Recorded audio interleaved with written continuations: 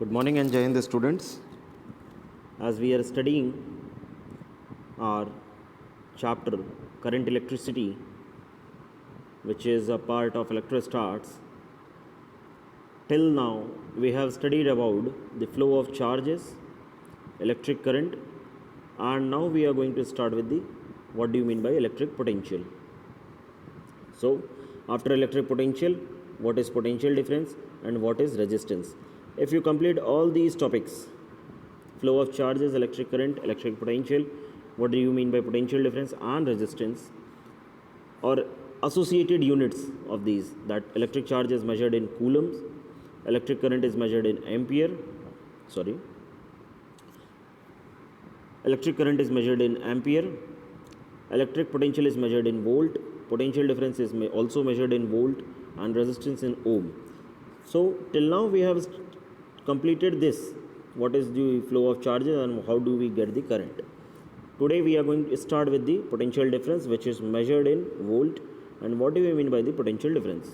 I hope you all are taking precautions from coronavirus, and I am eagerly waiting of all of you in my classroom.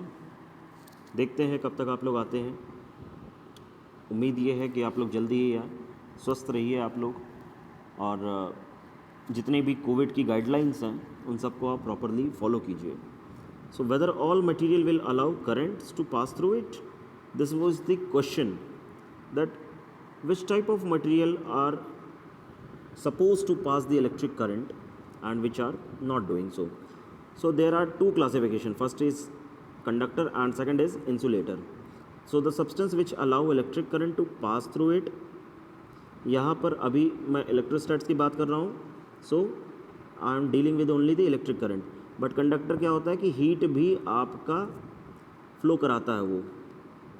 So the substance which allows electric current to pass through it, that is called as conductor, and substance which do not allow electric current to pass through it, example as rubber, ceramic, glass, mica, these are not supposed to pass the electricity, not supposed to flow the charges. These are called as insulators. So the conductors are responsible for the conductivity of or the flow of charges through the metal. Now my next question is, एक bulb को जलाने के लिए हमें करना क्या क्या पड़ता है. Make a bulb to glow, हमें करना क्या होगा. ये होगा कैसे कि हम पहले उसमें करंट पास कराएंगे. We will pass a current through it. How? By providing a potential difference. How? By connecting cell, battery और पावर सप्लाई. मतलब ये कि अगर मुझे बल्ब जलाना है तो फाइनली मुझे ये आना चाहिए कि I have to connected with the battery and a power supply. तो ये कैसे होगा कि connecting through the battery cell, ये सब क्या होगा. बैटरी सेल से कनेक्ट करेंगे तो पोटेंशियल डिफरेंस मेंटेन होगा. पोटेंशियल डिफरेंस मेंटेन होगा तो आपका करंट फ्लो करेगा. करंट फ्लो करेगा तो बल्ब ग्लो करेगा. But by passing current through it, what does it mean? It means that electric current is a rate of flow of charges. And what do we mean by the potential difference? What does it mean? This is the difference in electric potential energy.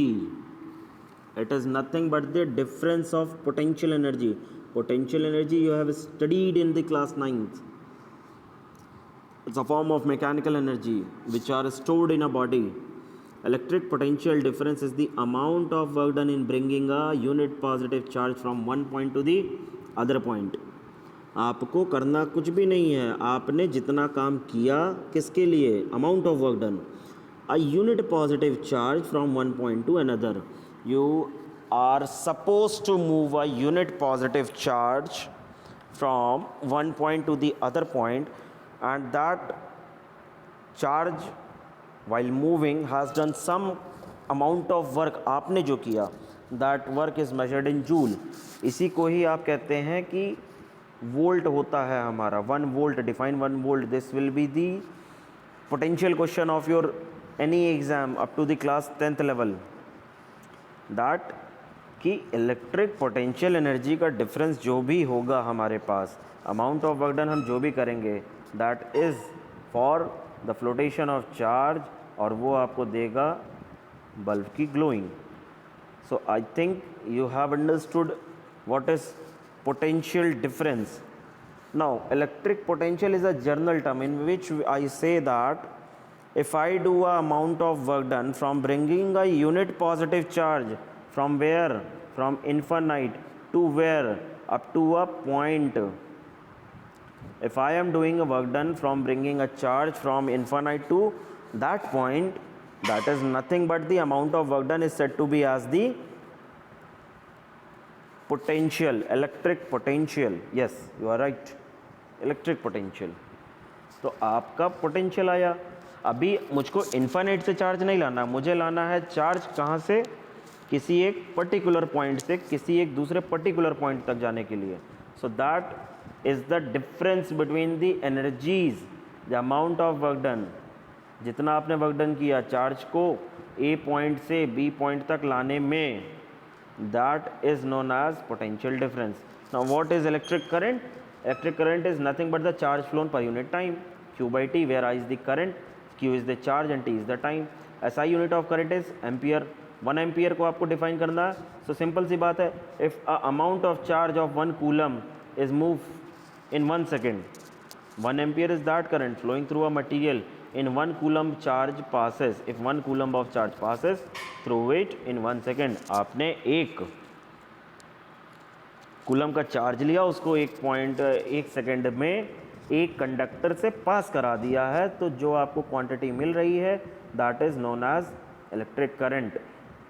Okay, and the device which measures the current is called ammeter.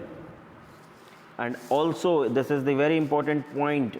अभी आपको series का मतलब नहीं आएगा क्योंकि आपने अभी तक जाना नहीं है कि what do you mean by series. So अभी के लिए आप इसको इतना याद रखिए that ammeter is always connected in series. ठीक बात है. सो 3-4 बातें हमने जानी, that I is equal to Q by T, 1 ampere is equal to 1 coulomb पर second, device which measures the current is ammeter and it is connected in series. Now coming to the next point, that is our potential difference. Potential difference is defined as the amount of work done in bringing a unit positive charge, amount of work done in bringing a unit positive charge from one point to the other point, denoted as V. V is equals to amount of work done, यानी W per unit charge means divided by Q. V is equals to W by Q, where W is the amount of work done, Q is the charge and 1 volt joule per coulomb. आपको 1 volt define करना है. So if the amount of work done is 1 joule, for what? For moving a 1 coulomb of charge from one point to the another point. So the quantity what we have got is, that is known as the electric potential difference. The potential difference between any 2 points is said to be of 1 volt. This was the third pre-board question अभी जो ख़त्म हुआ है. If the any 2 points is said to be 1 volt if 1 joule of work is done in moving a 1 coulomb of charge from one point to the another point. जब आप current को जान गए, पोटेंशियल डिफरेंस को जान गए, तो अब आपके लिए Ohm's law is the most important thing. This is the fundamental law governed bye all electrical equipments. What does it से? In an electric circuit, when current is directly proportional to the potential difference applied under a constant physical condition. This constant physical condition means that your temperature must be constant temperature. Either you are performing this experiment in room temperature or whatever the manner you are performing. V is directly proportional to I. To remove this constant of proportionality, you applied a constant value, that is R. And this R is called as resistance of material. Resistance of material, that means the amount of resistance offered by the material used. The conductor का जो material है, जिस भी material का आपने बनाया हुआ है, वो मटेरियल किस चीज़ का बना हुआ है, वो जितना रेजिस्टेंस ऑफर करेगा, मुझको ये मालूम है. और कि इलेक्ट्रॉन आपका इजीली फ्लो होता है सिल्वर में, पर चांदी की तार हम हर जगह नहीं लगा सकते हैं.